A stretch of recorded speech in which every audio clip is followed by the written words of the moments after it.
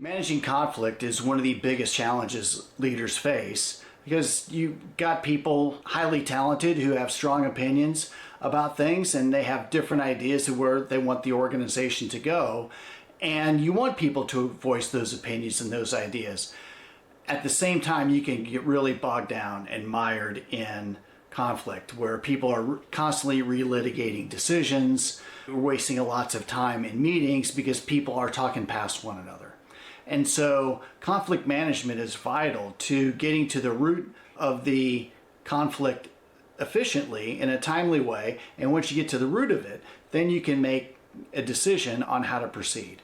So as Alan Weiss, a consultant, often says, conflict can only be about one of two things: goals and ways to get there. And in many ways, he's right.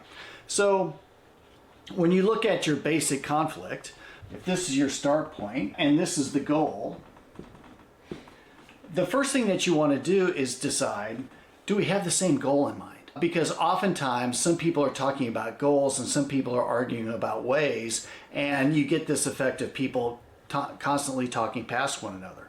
So you want to make sure that the goal is the same, and a way to do that is to say X so that Y.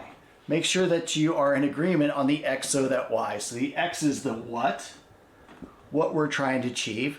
So that is a prompt which helps you express the why. What are the results and outcomes that you're trying to achieve by reaching this goal? If you don't have the same goal in mind, then you need to do one of two things. Number one is you go to the owner of that goal, the person responsible for it, and get clarification. And once that person clarifies, then you can move forward.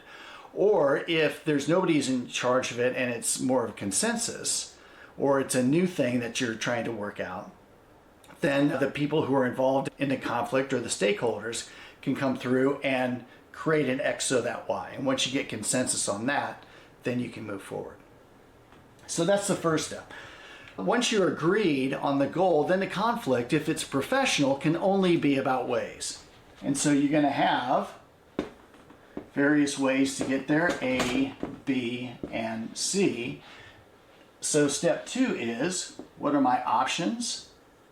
What are my ways? And you can then debate the merits of A, B, and C. You can look at the risks, you can look at the opportunities, you can look at the one most likely to deliver the best results, most likely to get you where you want to be.